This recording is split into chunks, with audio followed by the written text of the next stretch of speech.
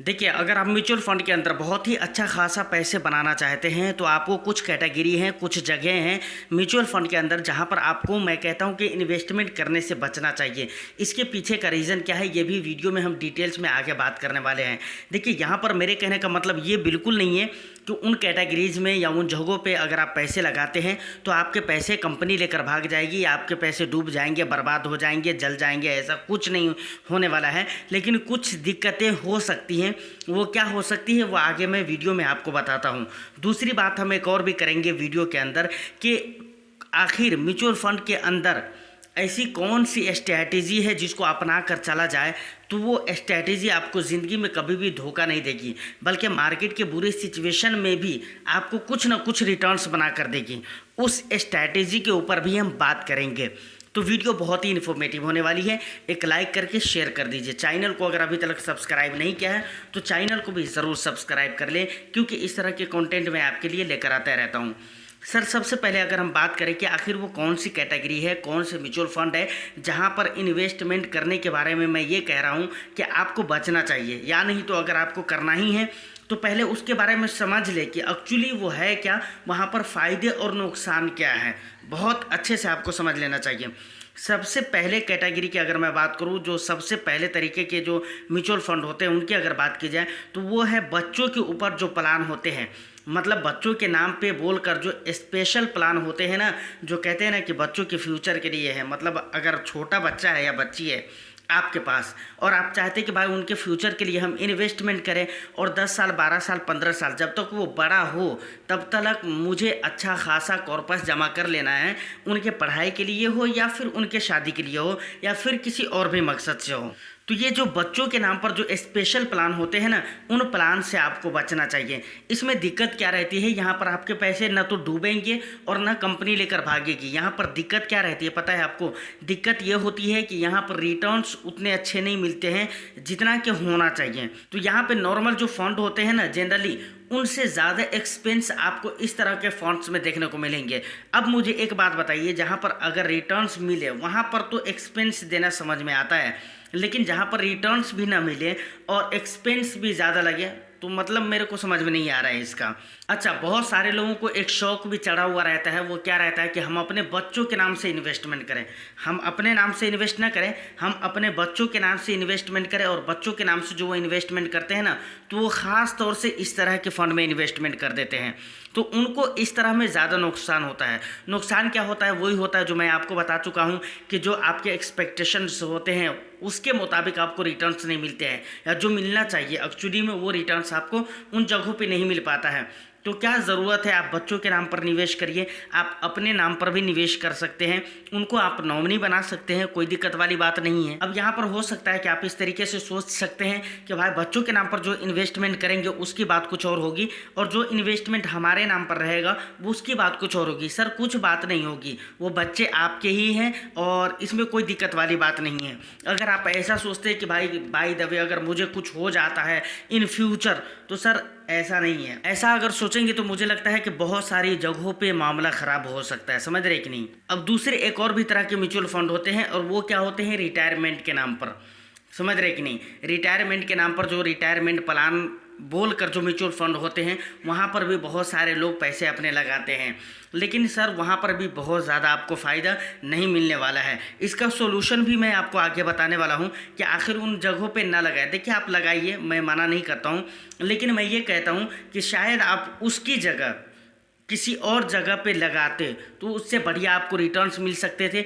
Risk की अगर मैं बात करूँ तो वहाँ पर भी रिस्क रहते हैं। ऐसा नहीं है कि रिटायरमेंट बोलकर जो प्लान होते हैं वहाँ पर रिस्क नहीं रहते हैं, या बच्चों के लिए जो स्पेशल प्लान होते हैं वहाँ पर रिस्क नहीं रहते हैं, वहाँ पर भी रहते हैं। समझ रहे कि नहीं? तो मुझे लगता है कि उससे बेहतर था कि आपको लार्ज कैप में आप इन्वेस्टमेंट कर देते, किसी भी लार्ज कैप में आप इन्वेस्टमेंट कर देते जो आपको अच्छा लगता हो, तो वहाँ पर भी आपके अच्छे खासे रिटायरमेंट के जो प्लान थे वो तैयार हो सकते थे। अब रिटायरमेंट के भी कुछ लोग प्लानिंग दो तरीके से करते हैं। एक तो ये करते हैं कि भाई SWP के ज़रिए हमें रिटायरमेंट की प्लानिंग करना है कि हर मंथली तौर पे हमारे को इनकम आता रहे, तो पहला सिस्टम ये रहता है। दूसरा ये रहता है कि भाई हम निवेश कर रहे हैं और ये हम रिटायरमेंट की तैयारी कर रहे हैं, मतलब वो पहले से ही निवेश करना शुरू कर देते कि भाई हम रिटायरमेंट की तैयारी कर रहे हैं और इकट्ठे मुझे 10 साल या 12 साल 14 साल के बाद मुझे इतने लाख या इतने करोड़ रुपए चाहिए। तो ये एक दूसरा तरीका हो गया। तो आप दोनों तरीके से आप चाहें तो लार्ज कैप में इन्वेस्टमेंट कर सकते हैं और दोनों तरीकों के लिए लार्ज कैप फंड मुझे लगता है कि बहुत ही बेस्ट है। देखिए यहाँ पर मैं एक बात और भी ऐड करना चाहूँगा, इक्विटी के अंदर और भी कई सारी कैटेगरीज हैं जिस कैटेगरीज के फंड आप ले सकते हैं रिटायरमेंट के लिए, या अगर आप ये सोच रहे हैं कि भाई लार्ज कैप इतना रिस्क नहीं लेना है तो। लेकिन मैं यहाँ पर लार्ज कैप ही क्यों बोल रहा हूँ, इसलिए बोल रहा हूँ कि आप 10 साल 12 साल के लिए निवेश कर रहे हैं, जबकि लार्ज कैप में 5 साल 6 साल के लिए ही निवेश किया जाता है। तो ये लॉन्ग ड्यूरेशन है ना, इस वजह से मैं कह रहा हूँ। तो यहाँ तक कि अगर बातें क्लियर हो गई है तो अब हम आते हैं तीसरे पॉइंट पे। तीसरे वो म्यूचुअल फंड्स होते हैं जो फंड्स ऑफ फंड्स होते हैं, जिसे FOF कहते हैं, समझ रहे कि नहीं। तो फंड्स ऑफ फंड्स के बारे में मैं इससे पहले भी बात कर चुका हूँ और मैं आपको बता चुका हूँ कि फंड्स ऑफ फंड्स होते क्या है, लेकिन फिर भी शॉर्ट में मैं आपको बता देता हूँ। देखिए किसी भी नॉर्मली क्या होता है म्यूचुअल फंड के अंदर कि किसी भी म्यूचुअल फंड के अंदर आपने पैसे डाला, उस फंड का फंड मैनेजर उससे स्टॉक्स खरीदेगा, अलग अलग कंपनियों के स्टॉक्स में उन पैसों को लगाएगा। लेकिन फंड्स ऑफ फंड्स में क्या होता है आपको पता है, एक फंड A है जिसमें आपने निवेश किया, अब उस फंड A का पैसा फंड B में चला जाएगा, मतलब वो डायरेक्ट स्टॉक में वहाँ से नहीं जा रहा है, समझ रहे कि नहीं। वहाँ से आपने म्यूचुअल फंड में लगाया किसी भी फंड में, वो फंड से उठकर किसी और तीसरे फंड में जा रहा है, दूसरे फंड में जा रहा है, सॉरी तीसरे नहीं दूसरे फंड में जा रहा है। आपने पहले में लगाया और उससे निकलकर वो दूसरे फंड में जा रहा है।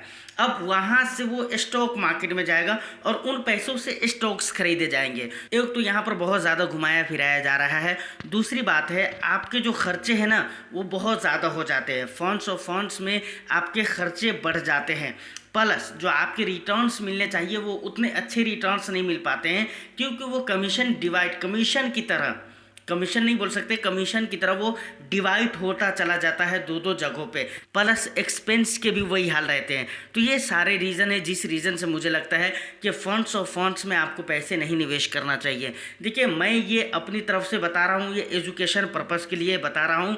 अगर आपको निवेश करना है तो निवेश करिए। यहाँ पर फिर मैं एक बात को दोहराना चाहूँगा कि आपके पैसे इस तरह के फंड्स में डूबेंगे नहीं, नुकसान नहीं होंगे, कंपनी नहीं लेकर भागने वाली है। लेकिन यही है कि आपको रिटर्न्स उतने अच्छे नहीं मिलेंगे, एक्सपेंस वगैरह बढ़ जाते हैं, इसके अलावा और भी बहुत सारा मसला रहता है कभी कभार। तो इस तरह की सारी दिक्कतें आती हैं जिसकी वजह से मुझे लगता है कि इस तरह के जगहों पे आपको निवेश करने से थोड़ा बचना चाहिए, या नहीं तो अगर आपको करना है तो सोच समझ कर आप निवेश कर सकते हैं। अब हम उन स्ट्रैटेजी के बारे में बात करते हैं जिसके बारे में मैंने आपको ये कहा था कि भाई अगर उस स्ट्रैटेजी के तहत अगर म्यूचुअल फंड के अंदर निवेश किया जाए तो कभी भी वो स्ट्रैटेजी आपको धोखा नहीं देने वाली है, बल्कि मार्केट के बुरे कंडीशन में भी आपको कुछ ना कुछ रिटर्न्स, बल्कि मैं तो कहता हूं कि मार्केट के सिचुएशन के हिसाब से अगर उसको कंपेयर करेंगे तो अच्छे रिटर्न्स वहां पर निकलते और दिखते नजर आएंगे आपको।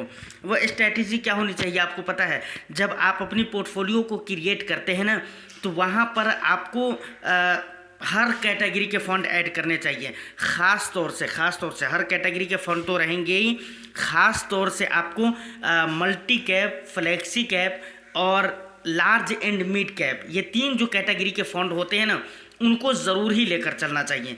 इसके कई सारे बेनिफिट है। देखिए एग्जाम्पल के लिए मैं आपको 2017 और 18 में ले जाना चाहूँगा। 2018 का रिकॉर्ड ये है, लगभग स्मॉल कैप कैटेगरी के जो फंड्स हैं उनके जब एवरेज रिटर्न्स आप देखेंगे तो मेरे ख्याल से नेगेटिव में हैं 2018 के अंदर। अब मुझे एक बात आप बताइए कि भाई पूरा साल किसी कैटेगरी का पूरा एवरेज रिटर्न जो नेगेटिव में आ रहा है तो ये कम बड़ी बात नहीं है, बहुत बड़ी बात है, समझ रहे कि नहीं। तो ये चीज़ परेशानी आती है कब, जब आप एक ही 2-3 कैटेगरी के फंड में निवेश करते हैं तब जाकर ये परेशानी आती है। आप सोचें कि मल्टी कैप का क्या फ़ायदा है। मल्टी कैप में आप एक ही फंड में निवेश करके तीनों तरह के मार्केट कैप में आप इन्वेस्टमेंट कर देते हैं।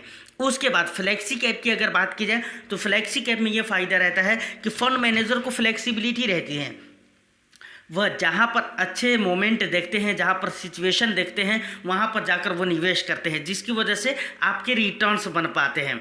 वहाँ पर सेबी की तरफ से कोई रेगुलेशन नहीं है कि आपको इतने परसेंट यहाँ पर या उतने परसेंट वहाँ पर डालना ही डालना है।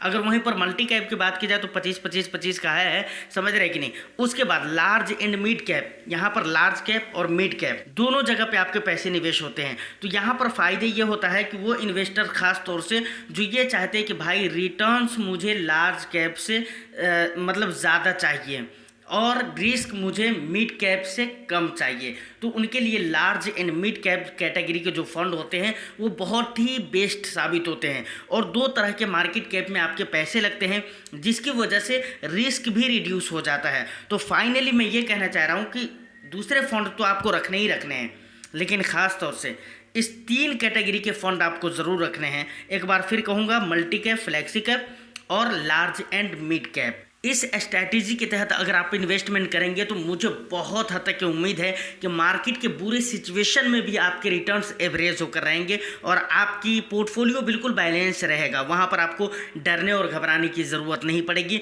और बार बार मार्केट को चेक करने की ज़रूरत नहीं कि भाई क्या चल रहा है। तो ये कुछ इन्फॉर्मेशन थे जो कि मुझे लगा कि आप तक पहुंचाना चाहिए। तो उम्मीद करता हूं कि वीडियो आपको अच्छी लगी हो तो एक लाइक करके शेयर कर दें, चैनल को सब्सक्राइब कर लें। कुछ भी सवाल हो तो आप मुझे कमेंट सेक्शन में या इंस्टा पे मैसेज करके बता सकते हैं। मैं फिर मिलता हूं किसी नेक्स्ट वीडियो में, जब तक के लिए all the best. Thank you for watching.